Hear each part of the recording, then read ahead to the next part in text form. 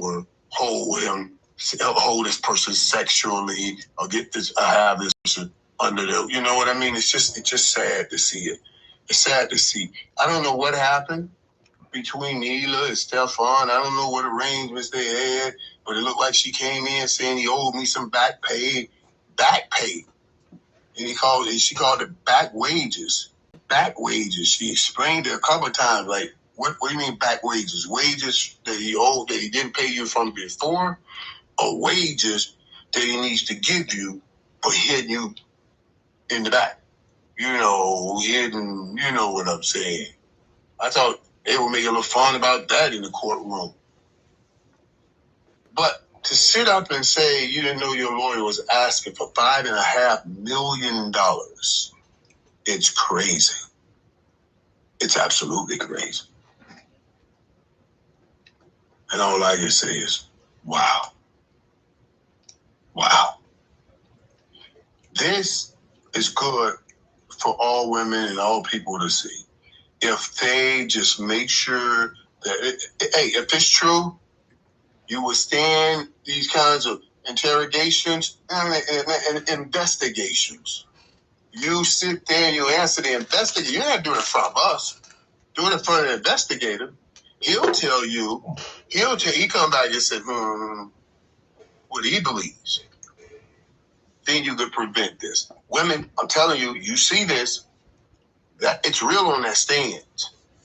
And you got to be careful letting some slick lawyer come in and talk to you about doing these things, because he's not going to be the one on that stand when it comes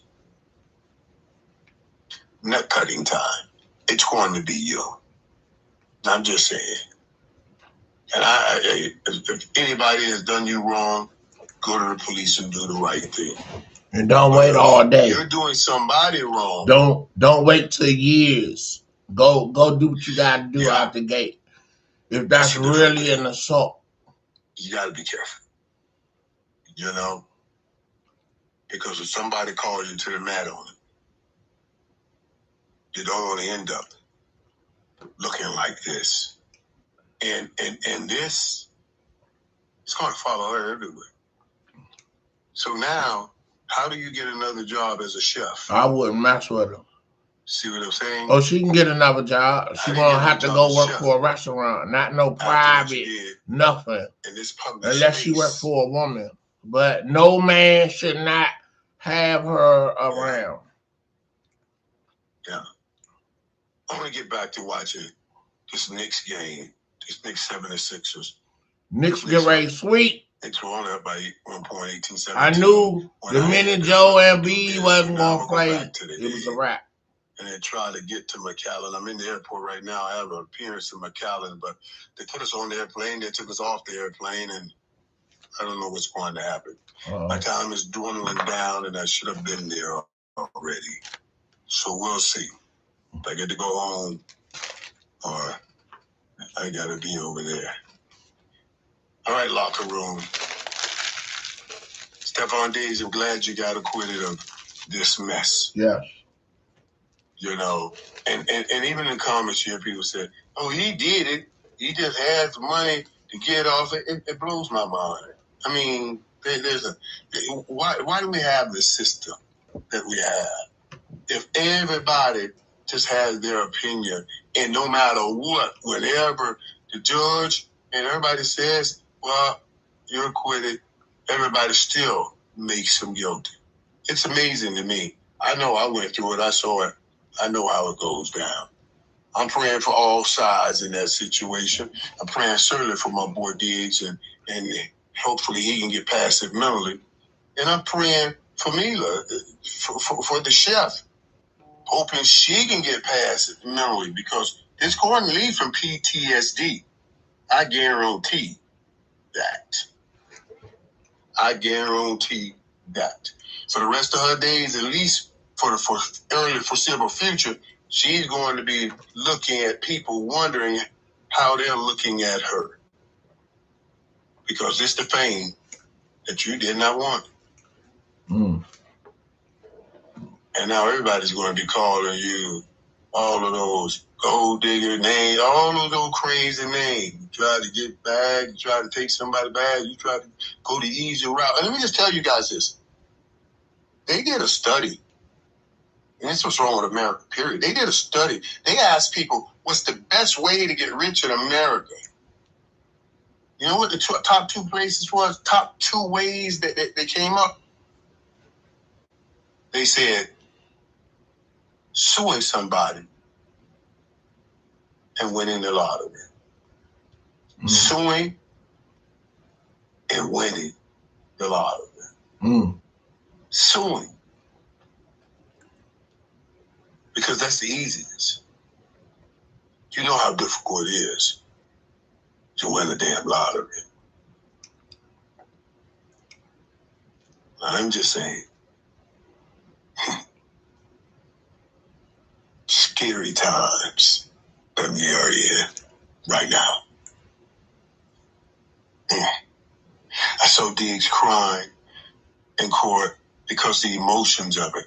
And you understand, this was not just about money. This was about taking my freedom. This was a criminal case. They showed the pictures of her the next day or the pictures of her on a dash cam right after the incident. No marks, and they talked about there was no marks on you. You didn't look like you, but this shoveled it hurt. It's amazing. It's amazing. And I don't know what Stephon Diggs paid his lawyers, but they did a great job. They did a great job. As they should. If that don't scare some people from lying right there, oof, I would hate to be on that stance and be marked like that for the rest of my life with that kind of situation. Prayers for everybody. And let me just thank God for covering me. I'm starving, and there's a... That was the great Michael Irvin. Even though he a cowboy, but he won our great athlete, Super Bowl champion. And yeah, he was just giving his take on the Stephon Diggs case. You know what I'm saying? And crazy.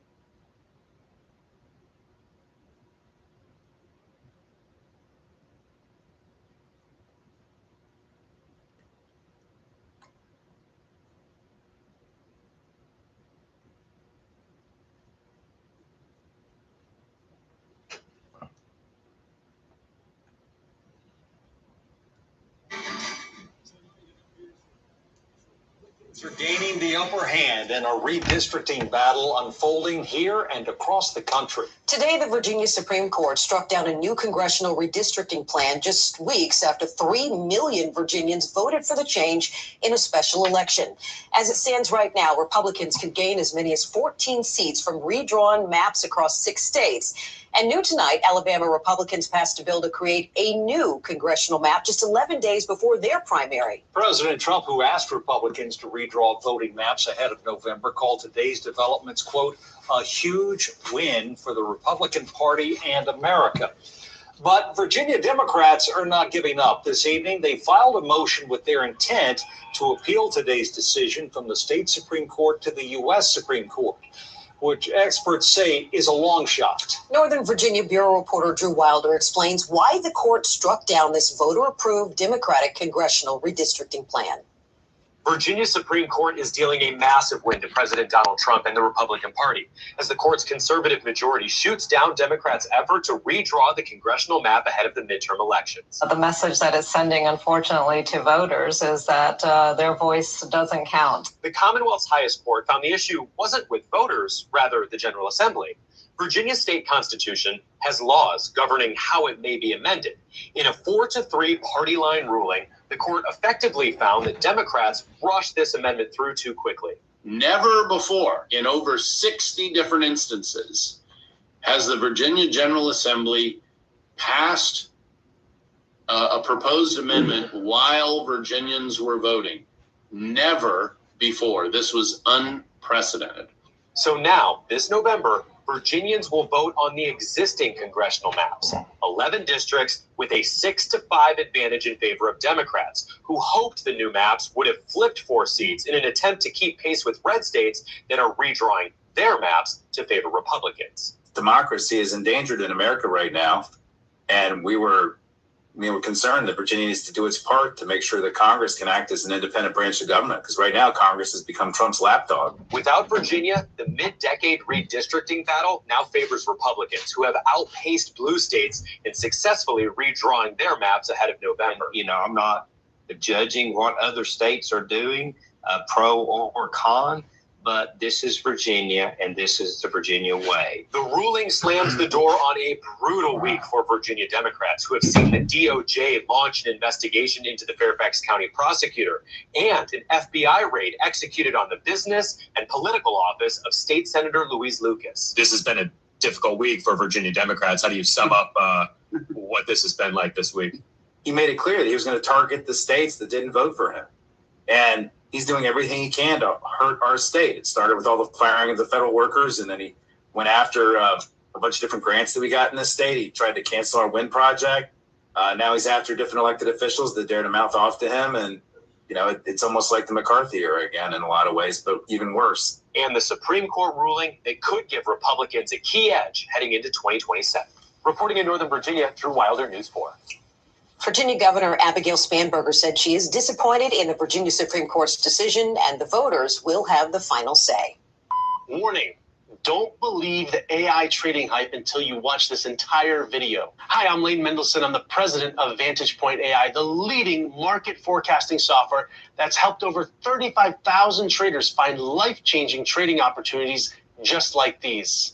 I've been featured on news networks such as Fox Business, Yahoo Finance, and even at the NASDAQ. I was even named one of the top 10 tech entrepreneurs to follow. If you've been curious to learn how to utilize AI in your trading, there's plenty of other new startup companies with very little to no actual experience in the markets, trying to capitalize on the new AI trends to make a quick buck. Meanwhile, our AI trading platform was pioneered by my father back in the late 1980s, and our long history of predicting markets with 1 to 3 days in advance with up to 87.4% proven accuracy speaks for itself. You see, so many of these software companies and YouTube influencers want to cherry pick a few big winning trades. It's easy to draw lines on old charts and show where you could have or would have or should have to earn results, right? But it's a whole different ball game when you're able to actually predict market movements 1 to 3 days in advance with proven accuracy. And we have over 30 years of documented success with our AI technology. Remember, our software Vantage Point was the first AI software in the world for individual traders like you. Even better, we're going to prove it to you. We have an upcoming live training. We'll be showing you how to analyze the markets and put this AI software to work for you immediately. Go ahead, click the button below, register on the next page. And I want to be clear, this is not a pre-recorded webinar. This is not scripted reading off a teleprompter. This is a live training session where you'll be able to see in real time how we're able to predict the markets and how you can benefit from those predictions. But there's limited spots available, so be sure to click the button and register, lock in your seat, and most importantly, show up. Make it a priority. Come to the training session so you can get the information you need to be successful now. I look forward to sharing all of this with you, breaking it down step by step, teaching you the strategies, showing you the concepts, and explaining the game plan for how you can be successful. I'll see you there.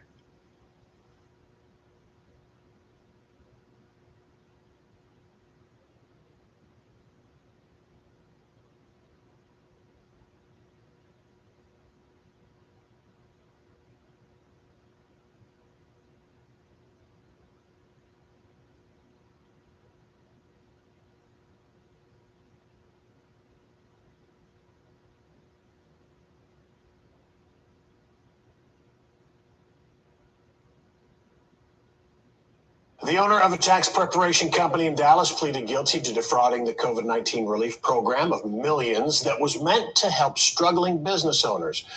What's more, he was already going to prison for 6 years for a previous tax fraud conviction. Fox 4's David Centendry joins us live tonight with these details. David. Yeah, Steve, we're talking about millions of dollars that was supposed to go to small businesses that were struggling, but instead one local accountant tried to help himself. A 43-year-old Liberian national pleaded guilty Tuesday to orchestrating a fraud scheme to get more than $23 million in money that was supposed to help small businesses struggling during the pandemic, according to the U.S. Attorney's Office for the Northern District of Texas. Criminals can be around any corner. Stephen Jalul, seen here on his Facebook page, is an accountant. The listed address for his business is inside this North Dallas office building. A recent home address is at this apartment complex in Garland, where neighbors say he drove fancy cars and wore high-end clothing. Some we spoke with off camera suspected he was up to something shady. Others had no idea. I'll tell you what, it takes all kinds of people. Here's what happened. The federal government rolled out $350 billion in forgivable PPP loans during the pandemic. It was meant to help struggling businesses pay and keep employees. The feds, however, say Jalul, after his arrest last fall, admitted while working as an accountant to inflating the number of employees businesses had so they could get more money from the government. Federal prosecutors say he tried to get $23 million on behalf of more than 160 clients. 97 of those loans were approved, and his clients were awarded $12 million. He was paid nearly $1 million in fees. You know, I hope he gets what he deserves. Because it was a pandemic and you've got folks that are, trying to keep their heads above water. The thing is, this is not his first run-in with the law. He pleaded guilty to tax crimes in January 2020 and was on pre-trial release when he committed the PPP crimes, according to a criminal complaint. I would never have known that. Now he's facing up to 10 years in prison. Some of his neighbors can't help but think of the businesses that actually deserved and needed that money. Some snake coming along, taking money that could be theirs rightfully. Jalul is awaiting sentencing, but many people at home might be asking, well, what happens to that $12 million from here? So I reached out to the DOJ. They say that it's really up to the Small Business Administration if these businesses need to return any of that money they were awarded. And then I asked the DOJ, do any of these businesses, is there any indication they may have known that they were accepting some of this money fraudulently? The DOJ says at this time it can only refer us to its indictment, and right now those details aren't provided. I'm Elizabeth Matthews here in Joliet. Operation Triple P targeted county jail inmates who falsified PPP loan applications and received thousands of dollars, some even using that money to bond out of jail. The police chief here says this operation will help put them back in jail and will help reduce gun violence and drug trafficking in his city. 25 Will County Jail inmates already locked up for weapons and drug felony cases are now facing charges like wire fraud and theft. Some of the targets bonded out on their felony cases days after receiving their fraudulent PPP loan. Operation Triple P began in November of last year. Detectives began to compare names on Paycheck Protection Program loans to names of inmates facing felonies, which should have disqualified them from the financial assistance. So far, 15 of them have been charged. Police are still looking for these 10. The majority of them also use their home address. So we did several periodic spot checks on the residents It just looked like a residence. For example, Maria Beach and Adrian Clark, locked up during the pandemic for unrelated gun offenses. From their cell, they applied for and received PPP loans. Maria claimed to run a barber shop from this home in Rockdale. Adrian claimed to run a barber shop from an apartment in this Joliet house. Maria received nearly $21,000 in federal loans. Adrian, who has a history with Joliet police, got 2 PPP loans for the same barbershop location, totaling $42,000. Both are now part of the 15 locked up again. Joliet police had help from U.S. Marshals, the Will County State's Attorney's Office, Department of Labor, and Homeland Security. These triple P loans, that if they're obtaining fraudulently, they're taking that money out of the businesses in our local area that actually need them. The acting special agent charged for Chicago's Homeland Security Office says this type of PPP loan fraud has been happening across the country. An OC man is accused of taking millions of dollars from the government and spending it on exotic race cars. Investigators say he went to great lengths to cash in on the business program. KCAL 9 Orange County reporter Stacey Butler with how they say he pulled off the scam. A Ferrari, a Bentley, a Lamborghini, millions of dollars worth of sports cars purchased with your tax dollars, the feds say, by a scam artist who defrauded a pandemic relief fund. Instead of using the money to, like a legitimate business to, help the business stay afloat, instead what's alleged is that he used the money for his own personal expenses, to take lavish vacations, and to purchase 3 luxury sports cars, a Bentley, a Ferrari, and a Lamborghini. Investigators say last spring, 38-year-old Mustafa Qadiri applied for $5 million in PPP loans and got them. They say he used fake companies. He even had 4 business addresses in Newport Beach, websites online, and social media pages, but all of it, say investigators, were fake. Earlier this week, a federal grand jury indictment that was returned charges Qadiri with bank and wire fraud, identity theft, and money laundering. The number of businesses that closed over the last year plus, the number of people hurting out there, and, that there are unscrupulous actors who take advantage of, what's a government program supposed to help people. The people who truly needed help are reacting. Melody Bridges has a dance studio in the San Fernando Valley. She got a loan and barely survived. It angers us. We had to go through so much stress to get the PPP loan. Without it, we would have gone under. The government, I think, had to work so hard to try.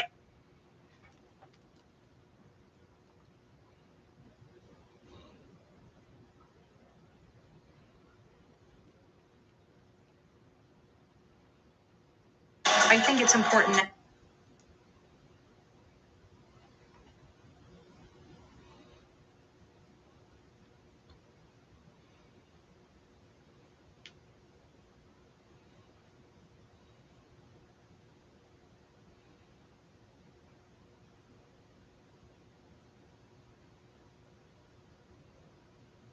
Exactly like Michael Jackson.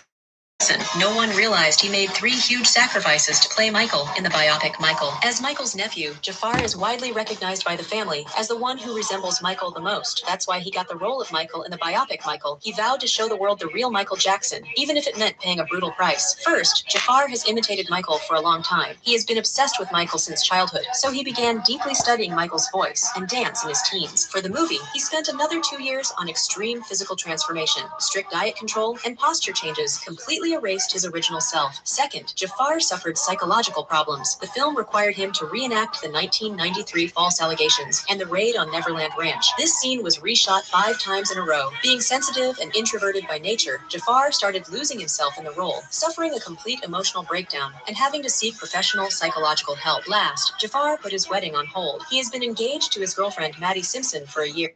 Why does Jafar Jackson look exactly like Michael Jackson? No one realized he made 3 huge sacrifices to play Michael in the biopic Michael. As Michael's nephew, Jafar is widely recognized by the family as the one who resembles Michael the most. That's why he got the role of Michael in the biopic Michael. He vowed to show the world the real Michael Jackson, even if it meant paying a brutal price. First, Jafar has imitated Michael for a long time. He has been obsessed with Michael since childhood, so he began deeply studying Michael's voice and dance in his teens. For the movie, he spent another 2 years on extreme physical transformation. transformation. Strict diet control and posture changes completely erased his original self. Second, Jafar suffered psychological problems. The film required him to reenact the 1993 false allegations and the raid on Neverland Ranch. This scene was reshot 5 times in a row. Being sensitive and introverted by nature, Jafar started losing himself in the role, suffering a complete emotional breakdown and having to seek professional psychological help. Last, Jafar put his wedding on hold. He has been engaged to his girlfriend, Maddie Simpson, for a year. Why does Jafar Jackson look exactly like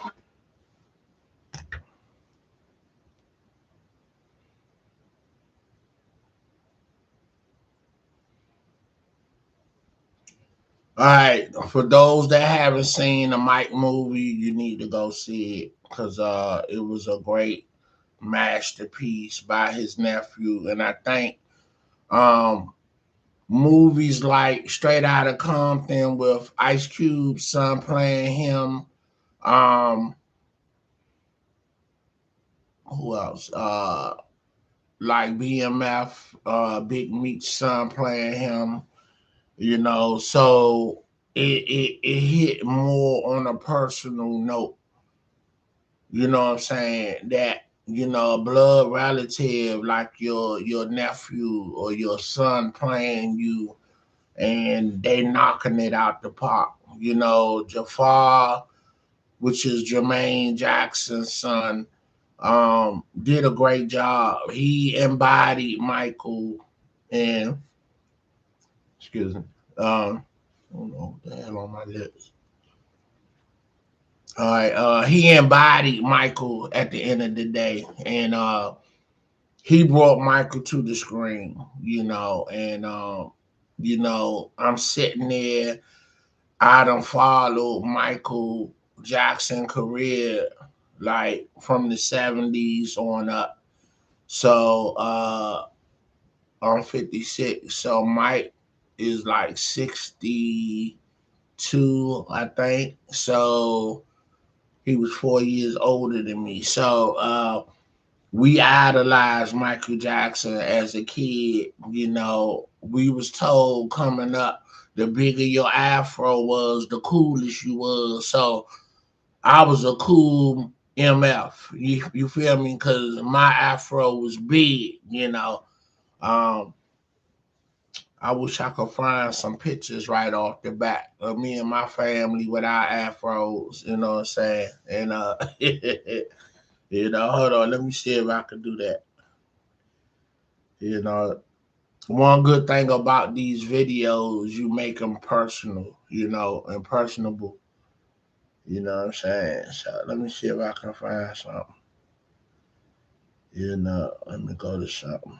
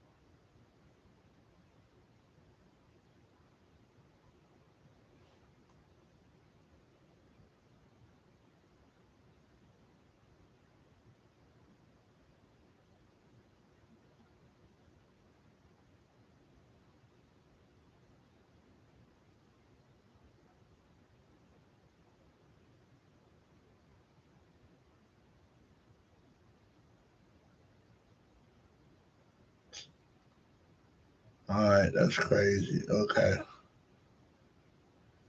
Yeah, I'm gonna have to go through that. You know what? I ain't got not much time. So let's try to do that.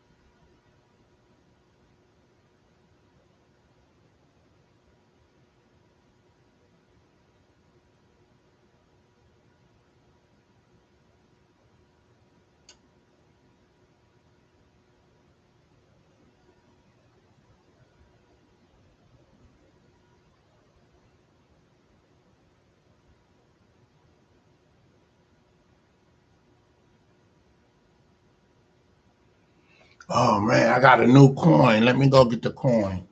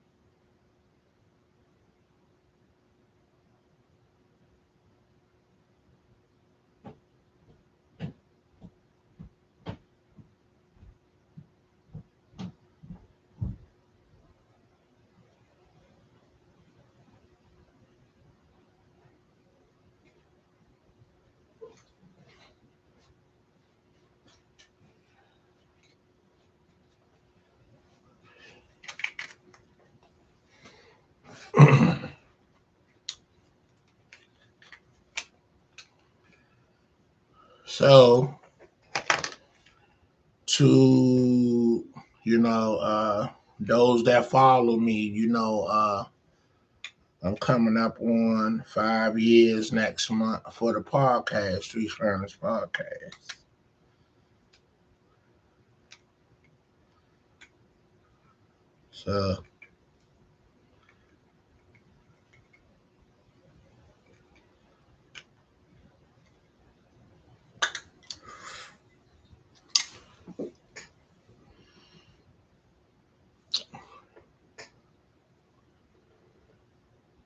So I made my own coin.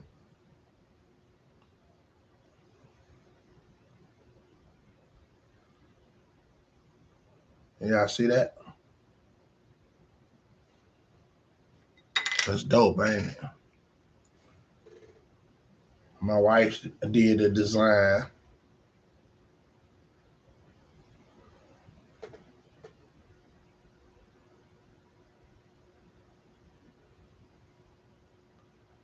Yeah, that's dope, ain't it? Your boy got his own coin. Yes, sir.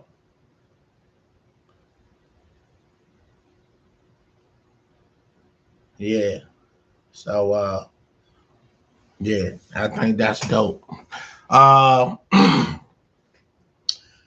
was inspired to make this coin on the strength that having your own coin. I was inspired by making my own coin on the strength that I work around a lot of military guys, and they will have their whatever branch they were in. They carry a coin or whatever branch of service that they represented: Army, Navy, Air Force, Marines, Coast Guard. And then when I started working for the federal government, each agency has their own commemorative coin. And this is a big deal in federal government, whereas though they commemorate everything into a coin. Like when each president become president and then they leave office, they make coins with their face on it. You know what I'm saying? Which is like commemorative items, for you know, uh, historical reasons, and you know, so any big event that goes on in the world, if we don't know, they make uh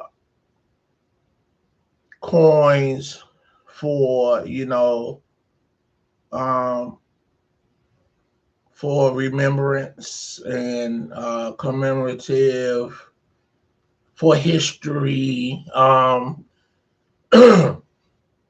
They also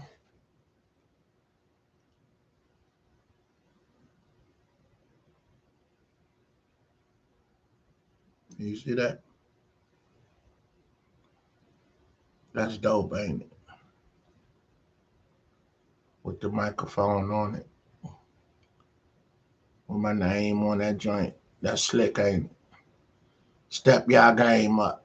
You feel me? Yeah. So you know,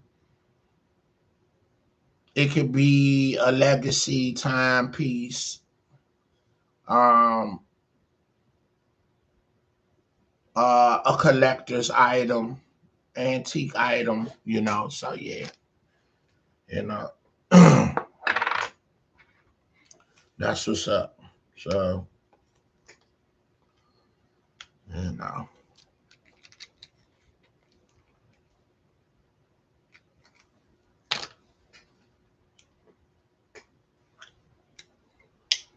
Okay, this is the original one right here that was made.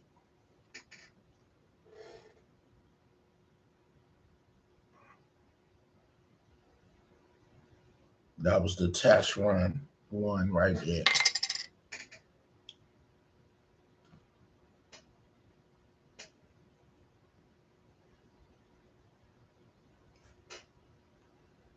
And then this is on the back. Yeah, that's dope, ain't it? Yeah. So that's what's up.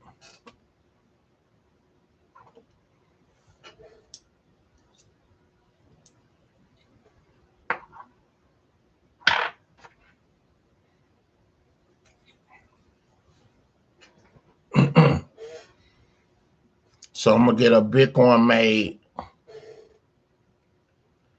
that'll sit up off the stand. You know. All right, that's what's up. I think it's cool, because I was actually given a nice commemorative coin from one of the Commission Corps deputies, and um,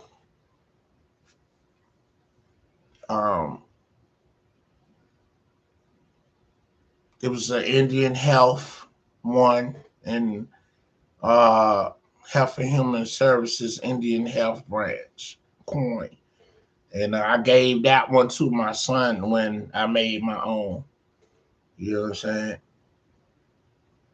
I made that one for myself.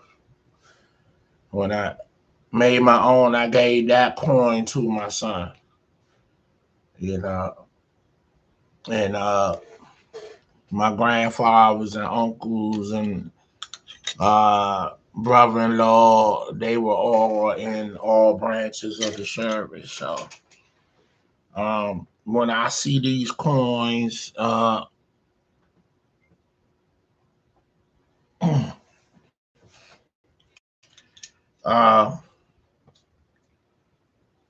may or may not. Yeah, I'll go ahead and buy the coins. I mean, because it's a big deal. So the story of why these coins is like sort of a big deal, or okay, so I've heard many military guys say as they were in their military career and even after, it's a thing. It's a big deal to carry a commemorative coin to represent what agency you represented. And so it's a big deal for when you go out to a bar and you get to talking to guys, and you know, and guys get to kicking it. Hey, I'm military. So what branch you from? And Army. Oh, I'm Army. And it's a thing about this coin that they will carry. Now, if you claiming you was military, you was Army, Navy, Air Force, Marine, whatever, and you talking your talk, but they were like, okay, well, where your coin at? So the story, as I understand it, was if you didn't have your coin, the drinks was on you. You can't sit at the bar with a bunch of servicemen. So this is how they got guys to buy drinks. If they were all out drinking and they forgot their coin, that's who bought the drinks. So that's from what I got from the story. That's how that became a thing. You know what I'm saying? So and so but I know in the federal government itself, that's a big deal to commemorate, what agency you represent, that you giving time of your life to, and any special events, like when people get promoted to director I know Commission Corps, when you get promoted to Rear Admiral or any ranking, they tend to have coins made and they give these coins out to exclusive individuals. Everybody don't get these coins. It's a personal gift from someone that holds like a lot of status. So it's a big deal. You know what I'm saying? That's what I'm trying to say. So uh my podcast is a big deal to me. So I commemorated my own coins. So if anybody would like a coin, you know what I'm saying? You know, if you buy one, I'll give you one. So, you know, reach out to your boy and we'll discuss a price, something that's reasonable. You know what I'm saying? And so if you like a commemorative coin, I'll let you purchase one and I'll give you one. So yeah, that's how that go. All right. So where was I? Yeah. So that's the story that I wanted to give you guys. And yeah, you know,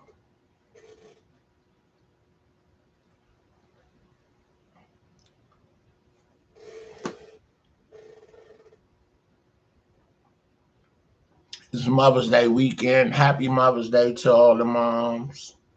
And don't forget your father's next month.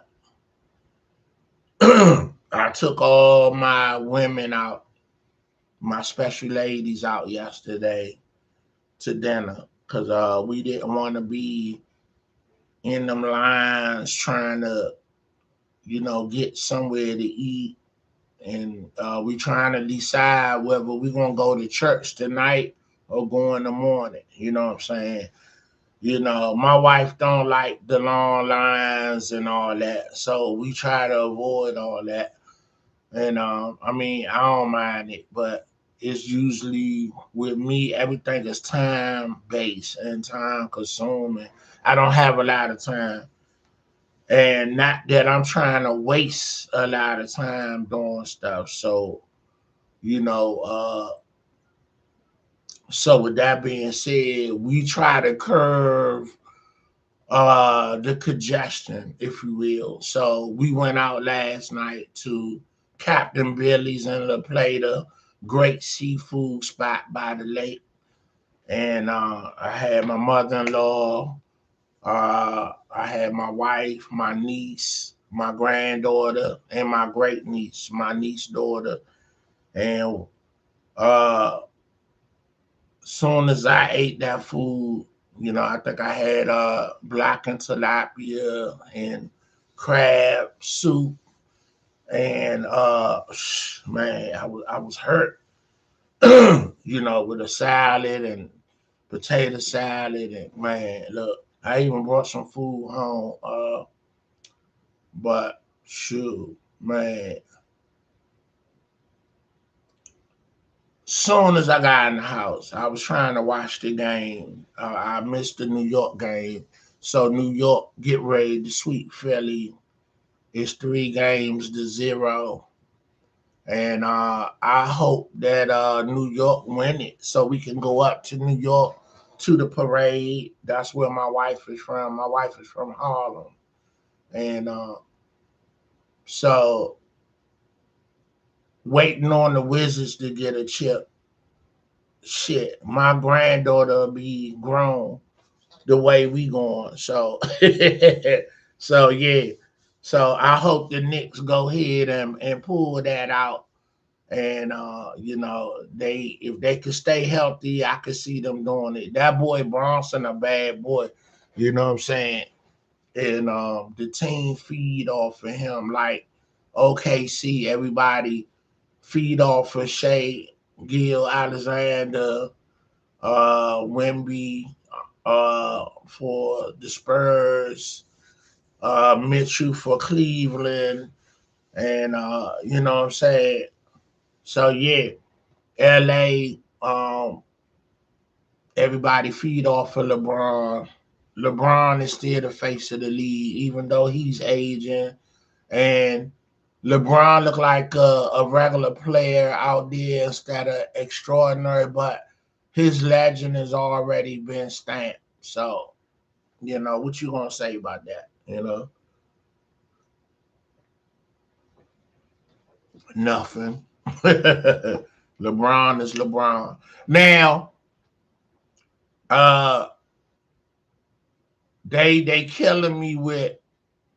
I was watching Cam and Mace podcast, and Cam talking about y'all know if LA win the chip this year, he'll have 6 rings because him and Bronny would get a ring. And you know, I'm like, nah. Y'all so pressed for LeBron to catch Jordan. No. LeBron will have 5 rings.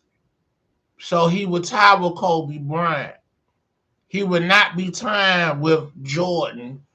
And even if he did get 6 rings, you gotta break the tie. So that means you got 4, you need 3 more rings.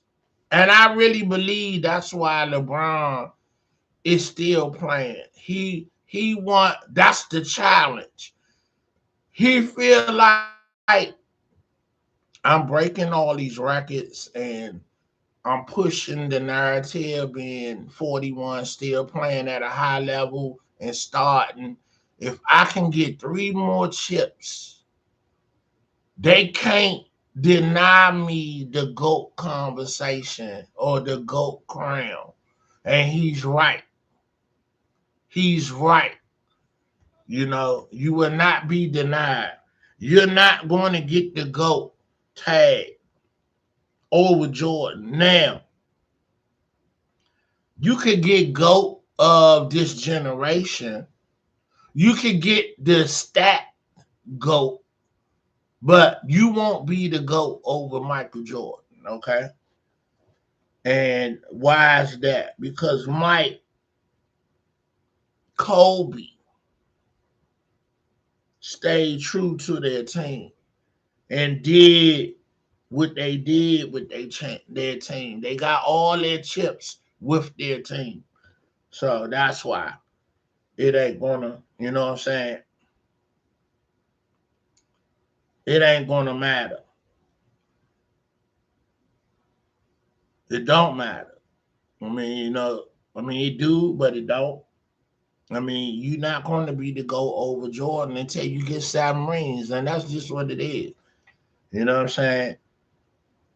And, you know,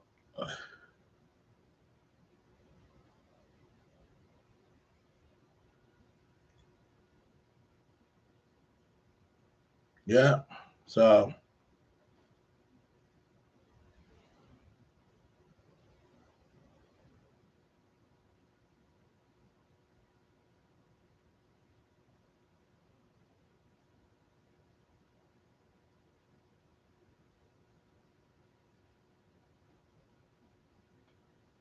all right, I was trying to find a picture of excuse me and my family with our afros. Yeah.